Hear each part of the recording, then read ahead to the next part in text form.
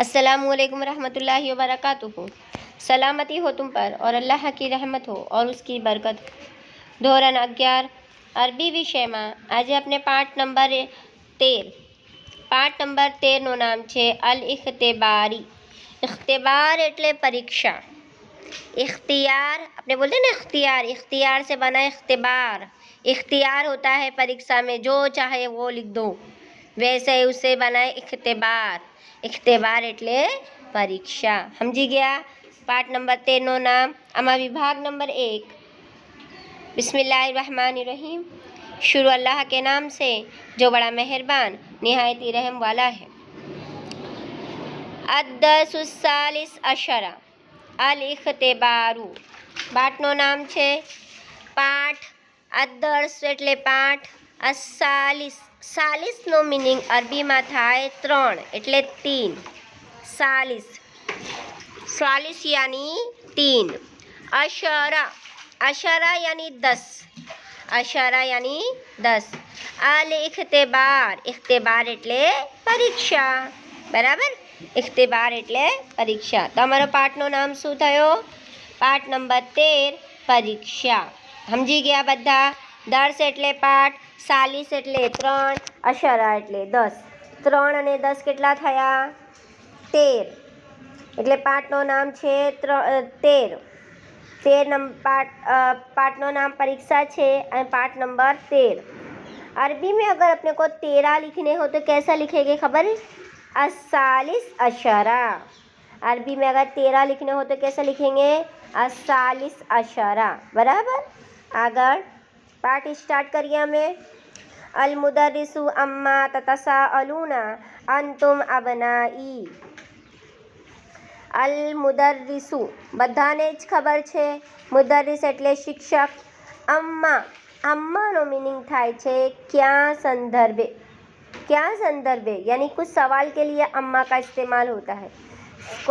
अगर अरबी में कोई सवाल के, जैसे हमारे अरबी में सवाल के लिए शू के लिए अ इस्तेमाल होता है, अलिफ ज़बर आ, और हल इस्तेमाल होता है ना, मन इस्तेमाल होता है।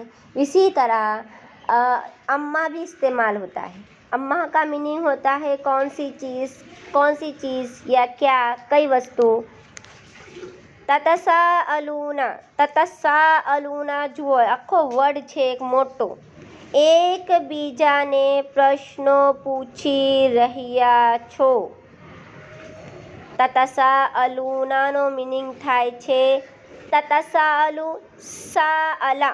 સાઅલા બધાને ખબર જ છે। સાઅલા એટલે સવાલ પૂછ્યું, સવાલ કર્યું। સમજી ગયા ને બધા? સાઅલાથી તતસાઅલૂના એકબીજાને પ્રશ્નો પૂછી રહ્યા છો। અંતુમ અહીંયા અંતુમ છે। અંતુમનો મીનિંગ અંતુમ તમે। અબનાઈ મારા દીકરાઓ। અબનાઈ એટલે મારા દીકરાઓ। વાક્યનું ભાષાંતર જુઓ। શિક્ષક તમારા શિક્ષકે શું કહ્યું? મારા દીકરાઓ। અબનાઈ અબનાઈ बहुवचन છે અબનુન ઇબ્નુનનું। इब्न बेटा, इब्न पुत्र, बेटे के लिए इस्तेमाल होता है ना, अपने को बताइए। इब्नुन अलीफ बानुन, इब्नुन એટલે एक वचन, एक पुत्र, एक बेटा। और અહીંયા અબનાઈ છે એટલે ઘણા બધા દીકરાઓ, ઘણા બધા આપણે કહેંगे છોકરાઓ કહેंगे तो भी चलेगा, દીકરાઓ છોકરાઓ है ना। અબનાઈની સાથે छोटी या ज्वाइन છે। छोटी या ज़बर या है ना, ये या इसमें हमजा या जे ई में जो छोटी या है, तो ये छोटी या का क्या मीनिंग है? मारा। छोटी यानो क्या मीनिंग થાય છે? મારા। સમજી ગયા બધા?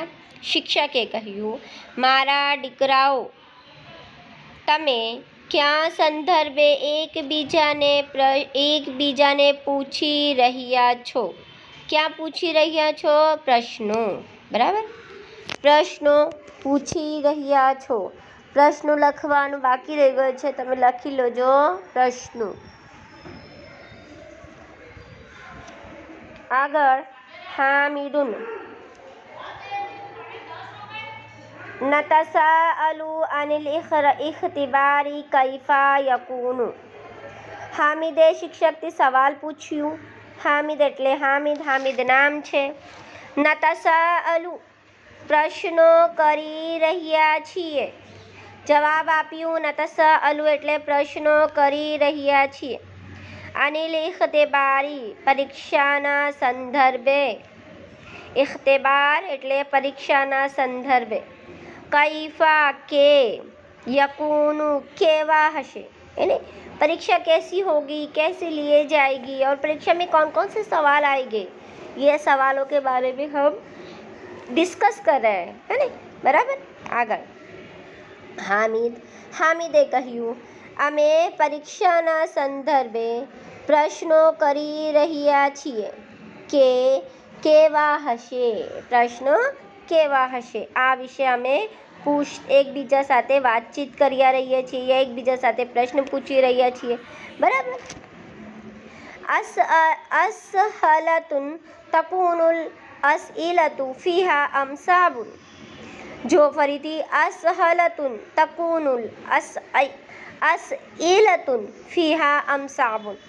असहलतुन અને असइलतुन दोनों अलग अलग है. असइला में हमजा है और असहला में छोटी हा है, दोनों अलग अलग वर्ड है. असहलतुन प्रश्नो. સહલાનો મીનિંગ થાય છે પ્રશ્નો. તકુનુ હશે.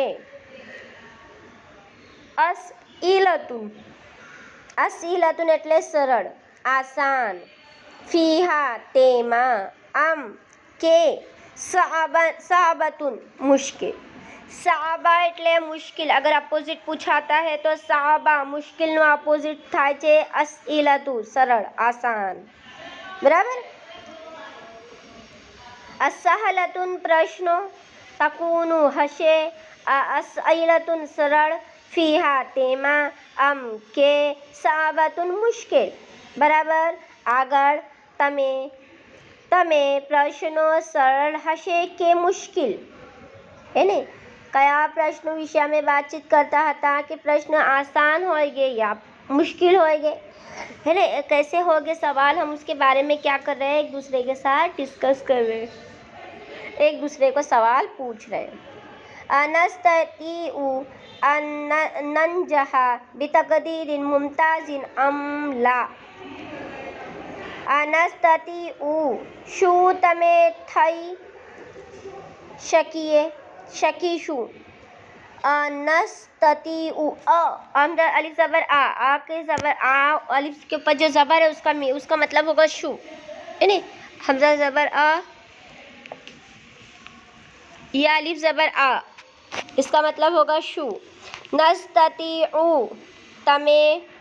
नस्ततीउ અમે થઈ શકીશું. अनंजहा सफल, कामयाब. बेतकदीरिन सारा. तकदीर यानी तकदीर होता है, पर यहाँ पर तकदीर का मीनिंग हम करेंगे अच्छा, आसान, अच्छाई से. मुमताजिन गुण थी. मुमताज नाम होता है ना, मुमताज. आदमियों में भी नाम होता है, औरतों में भी नाम होता है मुमताज. मुमताज का मतलब होता है सबसे अलग, बेनियाज, है ना? सबसे अलग, हटकर. तो यहाँ पर मुमताज़ का मीनिंग हम लेंगे अच्छे मार्क्स, अच्छे गुण. आम के ला એટલે નહીં. બરાબર. શું અમે થઈ શકીશું સફળ સારા ગુણથી કે નહીં. જો ભાષાંતર જુઓ. શું અમે સારા ગુણથી સફળ થઈ શકીશું કે નહીં એ વિચાર કરી રહ્યા છીએ, હે ને? વિદ્યાર્થી એકબીજા સાથે વાતચીત કરી રહ્યા છીએ અને એકબીજાથી પ્રશ્ન પૂછી રહ્યા છીએ કે અમે સારા માર્ક્સથી સફળ થાય કે નહીં થાય, સારા ગુણ મળે અમે કે નહીં મળે, હે ને? કેવી રીતે અમે પરીક્ષામાં લખીશું, આ બધા વિશે એ ચર્ચા કરી રહ્યા છીએ. જઝાકલ્લાહુ ખૈર. આજે આટલું જ. આવતા પીરિયડમાં અમે આગળ જોઈશું પાઠ નંબર 13માં વિભાગ નંબર 2 ઇન્શાઅલ્લાહ. અસ્સલામુ અલૈકુમ વરહમતુલ્લાહિ વબરકાતુહુ. ને વિદ્યાર્થી મિત્રો, આ પાઠ નોટમાં લખવાનું છે સારી રીતે.